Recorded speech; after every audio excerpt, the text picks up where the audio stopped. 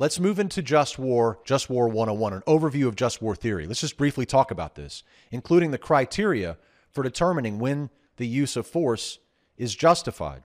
So what is just war theory? Let's talk about what just war theory is. Just war theory is a set of ethical principles that are used to evaluate the morality of using military force. It's a set of ethical principles. It's based upon the idea that war and violence are negative, they're bad, they should always be avoided, but there's just certain circumstances where you may have to use force, it may be necessary, and therefore it may be justifiable. So what the just war theory does is it provides a moral framework for determining when to use force, when it's justified, and how it should be conducted in a way that's morally feasible or maybe morally acceptable. And we have to remember that the just war theory, as it's stated, is something that's very difficult to disagree with. On paper, it looks very good. Basically, the idea is the very last resort is war or homicidal violence, the very last resort. And we agree that that's the proper place to put homicidal violence, is at the very back. But here's what I would ask you. I would ask you if you can name any of the criteria of the just war theory. Do you know what criteria must be met? And what's interesting is that we'll find is that most Christians don't know the criteria of just war theory. They don't know what the criteria are. They may hear their preacher or someone say, well, we can go to war because of the just war theory as long as the war is just. They may say, well, yeah, I've heard of that. But they may not know what the actual criteria are. Let's ask one more question. Have you ever heard a sermon on just war theory? Have you ever went to church and heard the preacher talk about all the different criteria that have to be met for something to be considered just homicide? Have you heard any teachings on just homicide ethics or just war theory? And you would say, well, that may not be relevant. Well, it's entirely relevant. Because if the church teaches that war is okay if it's just, well, we better know what just is. We better know how we determine whether something is just. Because remember, if it's not a just war, then what is it? It's an unjust war. And if it's not justified killing, then what is it? It's unjustified killing, which is what we call murder. So if we don't know what the criteria are, and if our preachers don't teach us on what the criteria are, then how are we supposed to know if a war is just or if it's not just, and if we're supposed to support a war or we're not supposed to support a war? So let's just do that real quickly. Let's just talk real quickly about what these criteria are. So first you see two words up here. They're in Latin. Jus ad bellum, jus in bello. Okay, just cause and just means. Now I want to make it clear, I am not a law professor. I'm not a legal theorist. Okay, there's a lot of people out there who are much smarter than me when it comes to the law, and I don't pretend to be some sort of law professor or law expert. What I know is Jesus. What I know is the New Testament and the Old Testament. That's where I'm at. But I am tackling this topic because it's an important topic that we need to understand. So, jus ad bellum, jus in bello. These are just cause and just means. That is, the just war theory, jus ad bellum, is the idea of how we justify a war. So how are we going to justify a war? How do we know that a war is justified? Well, it needs to meet several criteria. Now, this is a big list of a lot of criteria, but different types of theorists just require a few. Like when we talk about Thomas Aquinas in a minute, you're going to see that he has 3 of these. Augustine used 4 of these. The Catholic Church appeals to 4 of these. But let's just run through them real quickly. First, you have just cause. That means you only can do war. You can only conduct a war underneath the just war theory if the war is against some sort of injustice. Secondly, you see comparative justice. That is, the injustice suffered by one party must significantly outweigh that suffered by the other.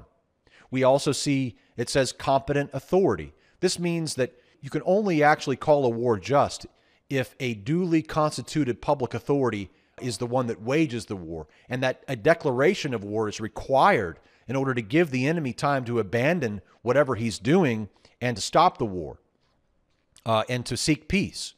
We also want right intention in just war theory.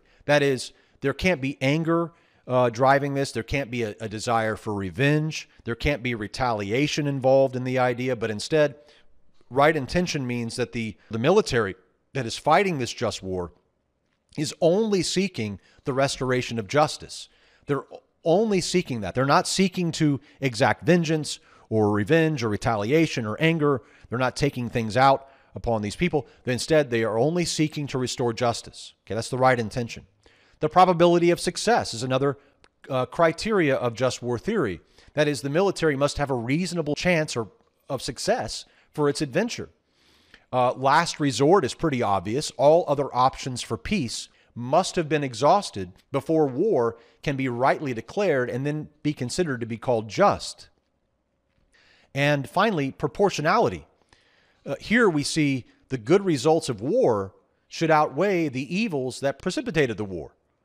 So, and proportionality also means that, if it's David versus Goliath kind of thing, like that would be in-proportional, right? So in other words, and if you're nuking a non-nuclear power, that's also not proportionate. So the idea is that we have several criteria that we have to consider in order to make sure that a war that may be executed, prosecuted, is actually considered just. Now, what I want you to notice is that in this list of 7 criteria, what you won't see is the word Jesus. In fact, Jesus may as well never have existed for this list. I mean, he doesn't even have to exist to create this list. Jesus is nowhere to be found. By the way, I was telling you about the Catholic Catechism.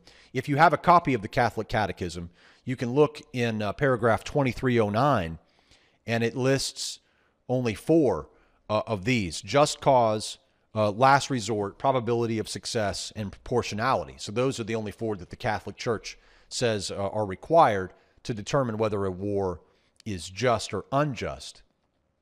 Now, I'm not going to get into all the rest because we could really meander here for a while. The second way of thinking about just war is not just to declare the war, but instead we have jus in bello. This is actually, once we actually enter the war has to be prosecuted in a way that is just. So just means, so distinction between combatants and civilians, right? You can't attack combatants who have surrendered or who are captured, who have been injured, or who don't even pose an immediate lethal threat.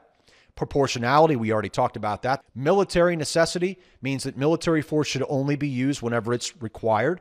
Fair treatment of prisoners, we know what that means. No mistreatment, no torture of the enemy combatants who are captured or surrender. And no means malum in se, which means just no use of evil means, no use of mass rape, no use of nuclear weapons or biological or chemical weapons. Just that would be evil. Okay, again, this is a fine list from human reasoning standpoint, but notice there's no appeal to Jesus here. Might as well have never existed for this list, right? He wouldn't even have to exist for this list to be created.